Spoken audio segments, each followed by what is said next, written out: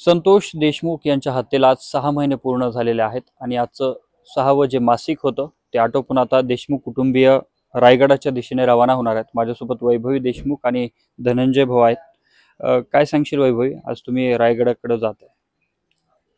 गेले 400 वर्ष झालं आपण शिवाजी महाराजांचा इतिहास ऐकतोय। जसे ते राजशिव छत्रपती होते, त्यांनी म्हणजे कुठंच कोणत्या चुकीच्या गोष्टी घडू दिल्या नाहीत आणि आज या महाराष्ट्रात ज्या चुकीच्या गोष्टी घडतायत त्याच्यामुळे माझ्या वडिलांची हत्या असेल किंवा अनेक जे इथून मागचे जे घटना घडलेल्या असतील त्याच्यासाठी आणि माझ्या वडिलांसाठी आम्ही जो न्याय मागतोय, तर आज 6 जूनला महाराजांचा जो राज्याभिषेक आहे त्या ठिकाणी आम्ही फक्त तेच मागणं करतोय की माझ्या वडिलांना सुद्धा लवकरात लवकर न्याय मिळाला पाहिजे आज, आणि त्याच अपेक्षेने आम्ही आज रायगडवर निघतोय।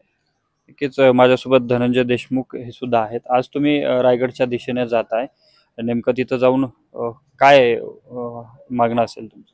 आता शाळा म्हणजे सुरू होणार आहेत जून महिन्यामध्ये 15 तारखेला, आणि हे जे लेकरं आहेत संतोष अण्णाचा मुलगा सत्यजित विराज देशमुख यांना पण बाहेर शाळेत सोडायचं आहे।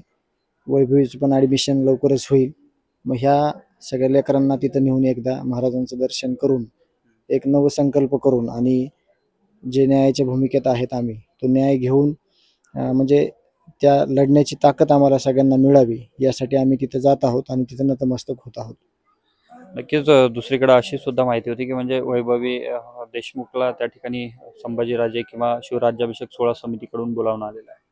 हां, त्यांनी तसं मागच्या काही दिवसातच सांगितलं होतं की यावर्षी तुम्ही नक्की तिथं या आणि तिथं महाराजांसमोर नतमस्तक व्हा आणि आशीर्वाद घ्या, असं त्यांचं सांगणं झालेलं होतं अगोदरच।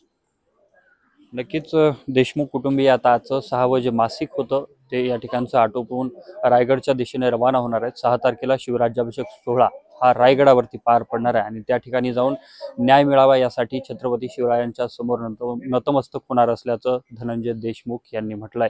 कॅमेरामन विनोद सह मी अशोक काळकुटे, TV9 मराठी, बीड।